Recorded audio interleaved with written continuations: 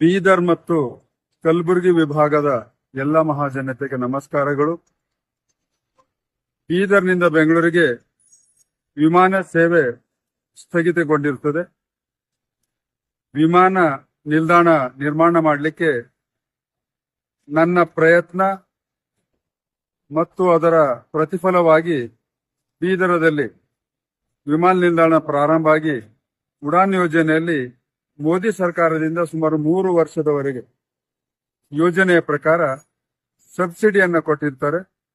ಹೀಗಾಗಿ ತದನಂತರ ಮತ್ತೆ ಈಶ್ವರ್ ಖಂಡ್ರೆ ಅವರು ಅದಕ್ಕೆ KKRDBಯಿಂದ ಸುಮಾರು 13 ಕೋಟಿ ಹಣವನ್ನ ಕೊಡಿಸಿ ಪುನರ್ ಪ್ರಾರಂಭವನ್ನು ಮಾಡಿದ್ರು. ಅಂದು ಈಶ್ವರ್ ಖಂಡ್ರೆ ಅವರು ಕೊಚ್ಕೊಂಡಿದ್ದಂತ ಜಂಬ ಇವತ್ತಿಗೂ ಕೂಡ ಬೀದರ ಜನ ಮರೆತಿರಲಿಲ್ಲ.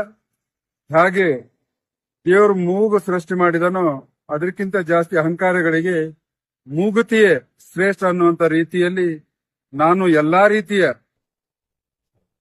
ವಿಮಾನ ನಿಲ್ದಾಣದ ಸೌಲಭ್ಯಗಳನ್ನು ಮಾಡಿಸಿದ ಮೇಲೆ ಪುನರ್ ಪ್ರಾರಂಭಕ್ಕೆ ಅಂತ ಒಂದು ಕ್ರೆಡಿಟ್ ತಗೊಳ್ಳುವಂತ ಪ್ರಯತ್ನವನ್ನ ಮಾಡಿದ್ರು.